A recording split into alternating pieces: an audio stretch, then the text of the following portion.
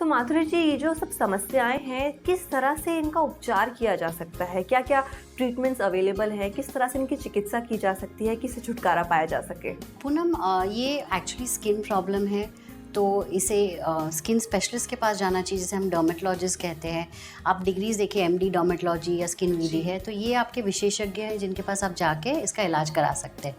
Again senior citizens में क्या होता है, हमें काफ़ी चीज़ें देखनी रहती है कि अंदर जड़ क्या है। जैसे मैंने आपको बताया कि कभी कभी कुछ दवाइयाँ हैं या कुछ हेल्थ इश्यूज़ है जिससे आ रहा है, तो हम पूरा उसको एक कंसल्टेशन करते हैं, उसकी हिस्ट्री समझते हैं। कभी कभी ब्लड टेस्ट ज़रूरी होता है तो वो भी करवाते हैं। फिर जब हम शुरू भी करते हैं मेडिसिन, तो हमें ये ध्यान रखना रहता है, एक तो उस एज में हैवी मेडिसिन नहीं दे सकते, नहीं तो तकलीफ़ हो जाएगी, और दूसरी उनकी बाकी सब मेडिसिन जो चल रही है वो साथ में इंटरेक्ट होकर उनको और तकलीफ़ नहीं होनी चाहिए। तो काफ़ी चीज़ों का ध्यान रख के एक स्किन स्पेशलिस्ट उस चीज़ का इलाज करते हैं, ताकि वो पेशेंट या जो सीनियर सिटीजन है उनको तकलीफ़ से छुटकारा भी मिले, राहत भी मिले, बट और कोई परेशानी उसकी वजह से ना उठ पाए। तो ये प्रॉपर मेडिकेशंस होते हैं जो एलर्जीज़ के होते हैं। कभी कभी हम विटामिन, एंटीऑक्सीडेंट्स ऐड करते हैं, प्लस हमारे ट्रीटमेंट एप्लीकेशंस बोलते हैं, तो क्रीम्स होती है, मॉइस्चराइजर्स होते हैं। तो ये पूरा एक प्रिस्क्रिप्शन जाता है जो हम फॉलोअप करते हैं, ताकि प्रक्रिया है एग्जैक्टली और फिर हम उसे बाद में मेंटेन करना भी ज़रूरी है, क्योंकि ये स्किन की प्रॉब्लम जल्दी से जाती नहीं, कई बार वापस आती है।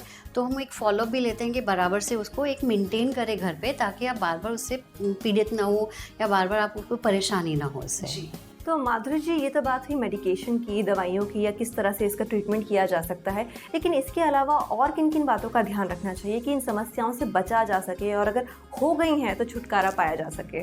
पूनम, अगेन ये बहुत एक होलिस्टिक अप्रोच बोलते हैं हम, और ये ज़रूरी है आजकल। सिर्फ दवाइयाँ लेने से एक सोल्यूशन नहीं मिलता है।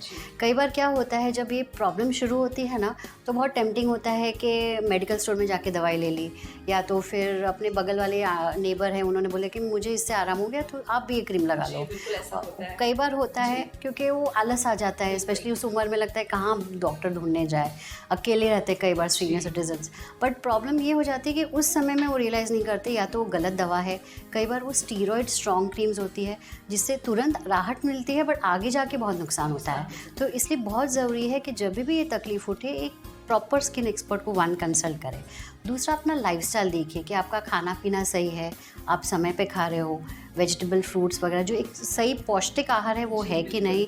क्योंकि अगेन इस सीनियर सिटीजन के एज में भूख कम लगती है, अगर कई बार अकेले रहते हैं तो आलस आ जाता है कि अभी क्यों खाना बनाए, जो है वो खा ले छोटा मोटा, वो एक हो जाता है। फिर सोने का समय, थोड़ा एक्सरसाइज, योगा वगैरह इस एज में करेंगे तो हेल्प करता है। तो ये कुछ चीज़ें जो आप अपनी तरफ से घर में कर सकते हैं, थोड़े घरेलू उपाय कर सकते हैं, जैसे नारियल तेल लगा लिया, मॉइस्चराइज़र लगा लिया। तो ये सब करने से, खाली दवा के अलावा ये भी आप करेंगे तो आपको ज़्यादा आराम मिलेगा, ज़्यादा राहत मिलेगी, और थोड़े लंबे समय तक आप कंफर्टेबल रहेंगे। आपको बार बार ये तकलीफ़ वापस आएगी नहीं। और मेन इम्पॉर्टेंट चीज़ है कि ये चीज़ें क्योर नहीं होती, हम इसे कंट्रोल कर रहे हैं। तो इसलिए ज़रूरी है इसका बाद में भी आप ध्यान रखें, सिर्फ ट्रीटमेंट करके उसे छोड़ ना दें।